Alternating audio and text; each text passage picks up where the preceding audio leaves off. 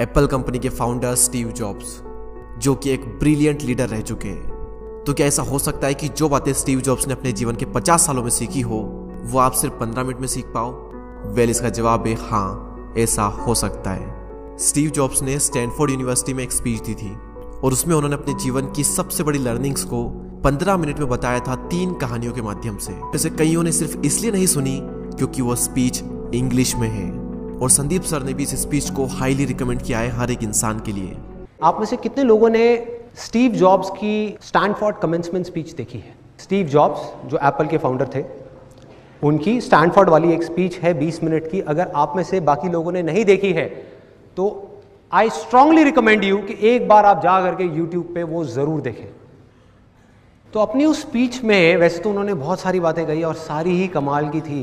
तो आज शब्द सारे स्टीव जॉब्स के हैं। मैं तो बस उन्हें आवाज़ देकर हिंदी में और बहुत ही आसान भाषा का प्रयोग करके आप तक पहुंचा रहा हूं, ताकि कोई भी ऐसा ना हो जो विश्व की सबसे बेहतरीन स्पीच को सिर्फ लैंग्वेज बैरियर की वजह से ना सुन पाए। तो मन को सारी चिंताओं और बाहरी विचारों से मुक्त कर दें। आज आप वो सुनने वाले हैं जिसकी वजह से आपकी ज़िंदगी में एक विस्फोटक परिवर्तन आ सकता है। इस स्पीच को सुनने के बाद में आप आंदोलित हो उठेंगे। तो आइए बिना किसी देरी के हम शुरुआत करते हैं। धन्यवाद।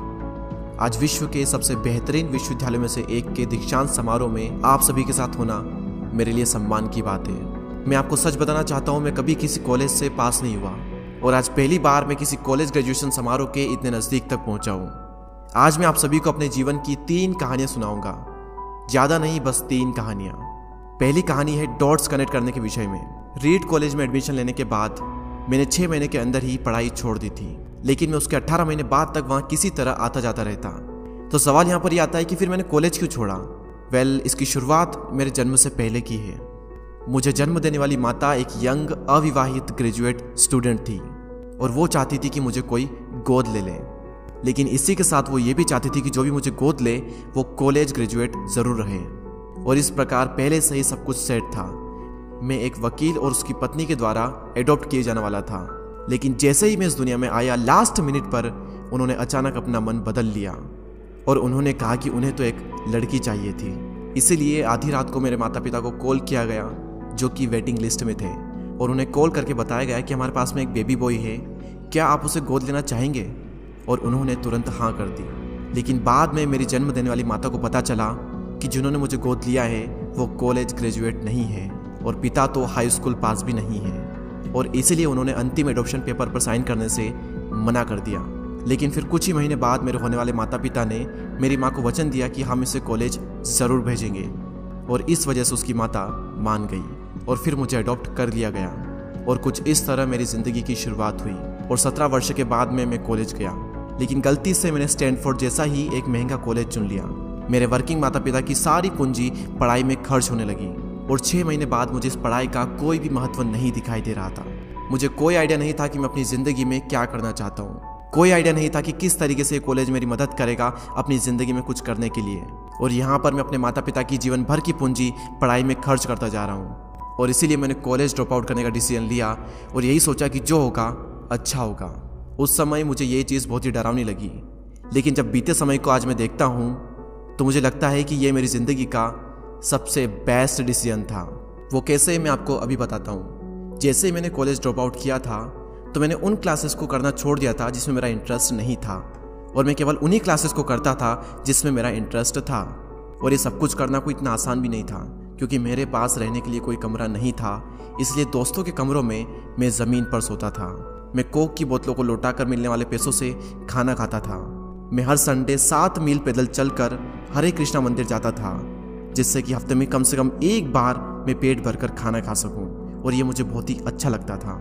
अब मैं आपको बताता हूँ कि क्यों कॉलेज ड्रॉप आउट करना मेरी ज़िंदगी का सबसे बेस्ट डिसीजन था।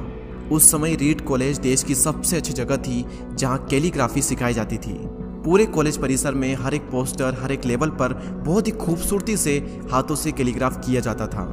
और क्योंकि मैं कॉलेज छोड़ चुका था, इसलिए मुझे सामान्य क्लासेस करने की कोई आवश्यकता नहीं थी। तो मैंने निर्णय लिया कि मैं कैलीग्राफी की क्लासेस करूँगा और इसे अच्छी तरीके से सीखूँगा। तो मैंने सेरिफ और सैंस सेरिफ टाइप फेसेस के बारे में सीखा, अलग अलग अक्षरों के बीच में स्पेस वेरी करना सीखा, और किसी अच्छी टाइपोग्राफी को क्या अच्छा बनाती है यह भी मैंने सीखा। यह सब कुछ बहुत खूबसूरत था, ऐतिहासिक था और इतना आर्टिस्टिक था कि इसे साइंस के द्वारा कैप्चर नहीं किया जा सकता था, और ये सभी मुझे बहुत ही आकर्षक लगता था। उस समय मेरा ऐसा कोई भी विचार नहीं था कि मैं इन चीज़ों का प्रयोग कभी अपने जीवन में करूंगा, लेकिन जब 10 साल बाद हम अपना पहला मैकिंटोश कंप्यूटर बना रहे थे तब मैंने इसे मैक में डिज़ाइन कर दिया, और यह बहुत ही खूबसूरत टाइपोग्राफी वाला विश्व का पहला कंप्यूटर बन गया। अगर मैंने कॉलेज में केवल कैलीग्राफी में प्रवेश नहीं लिया होता तो मैक में कभी भी मल्टीपल टाइप फेसेस या प्रोपोर्शनली स्पेस्ड फॉन्ट्स नहीं होते, और क्योंकि विंडो ने मैक की कॉपी की है तो दुनिया के किसी भी पर्सनल कंप्यूटर में ये सब नहीं होता। अवश्य ही जब मैं कॉलेज में था तो भविष्य को देखकर इन डॉट्स को कनेक्ट करना असंभव था, लेकिन जब 10 साल बाद में बीते समय को देखता हूँ तो मुझे सब कुछ क्लियर नजर आता है। आप केवल पीछे देखकर ही डॉट्स को कनेक्ट कर सकते हो, इसीलिए आपको विश्वास करना होगा कि अभी जो भी हो रहा है वो आगे चलकर किसी न किसी तरह से आपके फ्यूचर से कनेक्ट हो जाएगा। आपको किसी न किसी में तो विश्वास करना ही होगा, अपने गट्स में, अपने भाग्य पर, अपने जीवन पर, या फिर अपने कर्मों पर। किसी न किसी चीज पर तो विश्वास करना ही होगा, क्योंकि इस बात में विश्वास रखना कि आगे चलकर डॉट्स कनेक्ट होंगे, ये आपको अपने दिल की आवाज सुनने की हिम्मत देगा, और उस समय भी जब आप बिल्कुल अलग रास्ते पर चल रहे होंगे, और यही बात आपको बाकी लोगों से अलग बनाएगी। तो मेरी पहली कहानी से सबसे बड़ी सीख यही है कि जो हो रहा है वो अच्छे के लिए हो रहा है, और अभी आप जो भी कर रहे हैं वो आगे चलकर आपके किसी न किसी काम जरूर आएगा। आप बस अपने आप में विश्वास रखकर करते जाइए जो कर रहे हैं। मेरी दूसरी कहानी लव और लॉस के विषय में है। मैं बहुत ही सौभाग्यशाली था कि जिससे मैं प्यार करता था वह मुझे जल्द ही मिल गई। वॉज और मैंने अपने पिता के गैराज से एप्पल की शुरुआत की थी जब मैं 20 साल का था, और हमने बहुत मेहनत की, और 10 साल में एप्पल कंपनी 2 लोगों से बढ़कर $2 बिलियन और 4000 लोगों की कंपनी हो गई। हमने अभी 1 साल पहले ही मैकिंटोश रिलीज़ किया और मैं 30 साल का हो गया था, और कंपनी ने मुझे निकाल दिया। आप सभी लोग सोच रहे होंगे कि अपनी ही बनाई हुई कंपनी से मुझे कैसे निकाल दिया। जैसे जैसे एप्पल ग्रो करने लगी, हमने एक बुद्धिमान आदमी को हायर किया जिसे मैंने सोचा कि वो मेरे साथ मिलकर कंपनी को आगे बढ़ाएगा। पहले 1 साल सब कुछ ठीक चल रहा था, लेकिन फिर उसके बाद कंपनी के फ्यूचर विजन को लेकर हम दोनों में विवाद होने लगे, और बात बोर्ड ऑफ डायरेक्टर तक पहुंच गई, और उन लोगों ने उसका साथ दिया, और इस तरीके से 30 वर्ष की आयु में मुझे अपनी ही कंपनी से निकाल दिया गया। जो मेरी पूरी एडल्ट लाइफ का फोकस था वो अब खत्म हो चुका था, और यह पूरी तरह से मुझे बर्बाद करने वाला था, और कुछ महीनों तक मुझे कुछ भी समझ में नहीं आया कि मैं क्या करूं। मैं एक बहुत बड़ा पब्लिक फेलियर था, और एक बार तो मैंने वैली छोड़कर जाने का भी सोचा, लेकिन धीरे धीरे मुझे एहसास हुआ कि मैं जो काम करता हूँ मैं उसके लिए अभी भी पैशनेट हूँ। एप्पल में जो कुछ भी हुआ उसकी वजह से मेरे पैशन में थोड़ी भी कमी नहीं आई। मुझे उन्होंने अस्वीकार कर दिया, लेकिन फिर भी मैं अपने काम से प्यार करता हूँ, और इसीलिए मैंने एक बार फिर से शुरुआत करने की सोची। मैं उस वक्त ये नहीं देख पाया था, लेकिन अब मुझे लगता है कि एप्पल से निकाले जाने से अच्छा मेरे साथ कुछ और हो ही नहीं सकता था। सफल होने का बोझ अब बिगिनर होने के हल्केपन में बदल चुका था।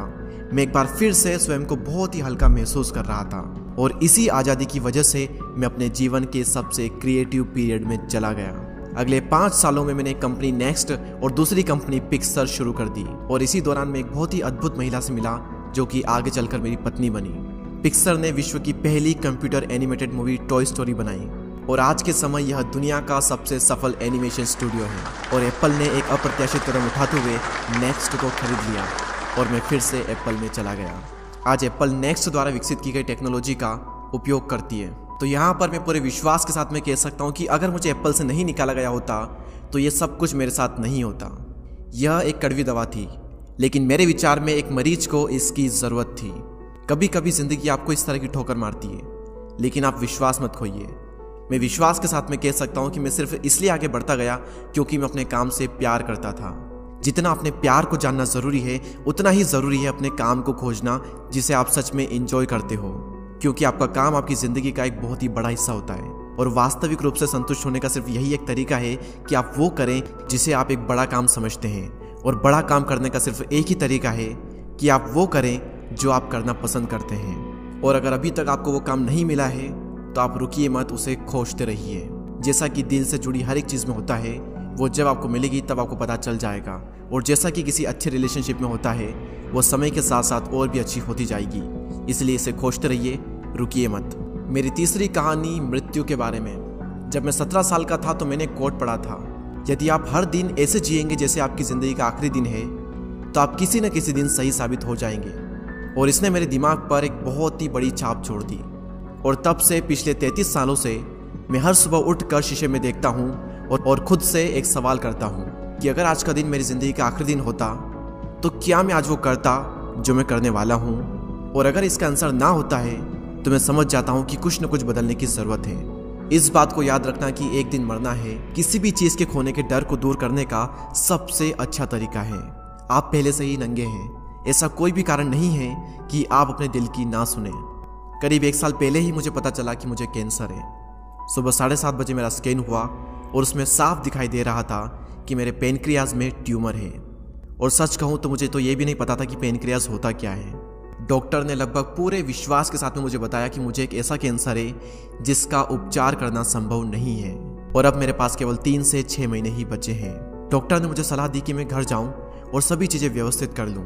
यानी कि डॉक्टर की भाषा में इसका मतलब था कि आप मरने की तैयारी कर लीजिए। यानी कि वो सारी चीज़ें जो आप अगले 10 साल में करने वाले थे वो बचे हुए दिनों में कर लीजिए, क्योंकि आपका अंतिम समय आ चुका है। मैंने इस डायग्नोसिस के साथ में पूरा दिन बिता दिया और शाम को मेरी बायोप्सी हुई, जहाँ पर मेरे गले के रास्ते से पेट से होते हुए एक एंडोस्कोप डाला गया और एक सुई से ट्यूमर के कुछ सेल्स निकाले गए। उस वक्त मैं पूरी तरह से बेहोश था, लेकिन मेरी पत्नी और वहाँ पर जो भी उपस्थित था कि जब डॉक्टर ने माइक्रोस्कोप से मेरे सेल्स को देखा तो वह भी रो पड़ा, क्योंकि सेल्स को देखकर डॉक्टर समझ गया था कि मुझे एक बहुत ही दुर्लभ प्रकार का कैंसर हुआ है जो कि सर्जरी से ठीक हो सकता है। तो मेरी सर्जरी हुई और सौभाग्य से मैं अब बिल्कुल ठीक हूँ। मौत के इतने करीब तक मैं पहले कभी भी नहीं पहुँचा और मैं उम्मीद करता हूँ कि आने वाले कुछ समय तक मैं पहुँचूँ भी ना। और यह सब देखने के बाद मैं पूरे विश्वास के साथ में यह कह सकता हूँ कि मृत्यु एक उपयोगी लेकिन विशुद्ध रूप से बौद्धिक संकल्पना है। कोई भी मरना नहीं चाहता, यहाँ तक कि वो लोग जो स्वर्ग जाना चाहते हैं वो भी वहाँ जाने के लिए मरना नहीं चाहते। मृत्यु ही वो स्थान है जहाँ पर हम सभी लोग जाते हैं। आज तक कोई भी इससे बचा नहीं है और ऐसा होना ही चाहिए, क्योंकि इस जीवन का एकमात्र सबसे बड़ा आविष्कार है वो है मृत्यु। यह जिंदगी को बदलती है, पुराने को समाप्त करने का रास्ता खोलती है।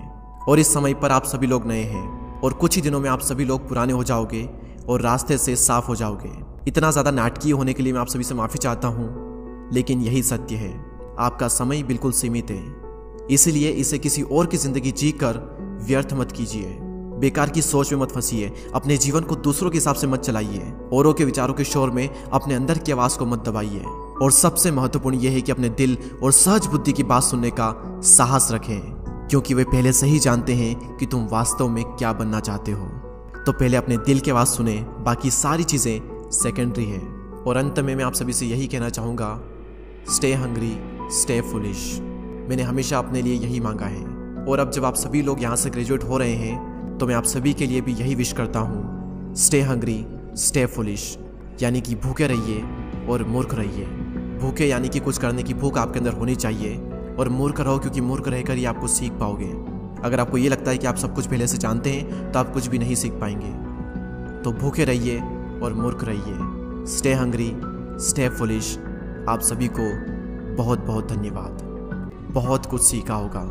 इस स्पीच को कन्वर्ट करने में या फिर मुझसे कुछ भूल हुई हो तो उसके लिए मुझे माफ़ कर दें। ऐसे ही और inspiring, motivational, life changing videos को देखने के लिए हमारे चैनल को सब्सक्राइब करके बेल आइकन को प्रेस करें। मैं आपसे मिलूंगा अगले वीडियो में, तब तक के लिए जय हिंद, जय भारत।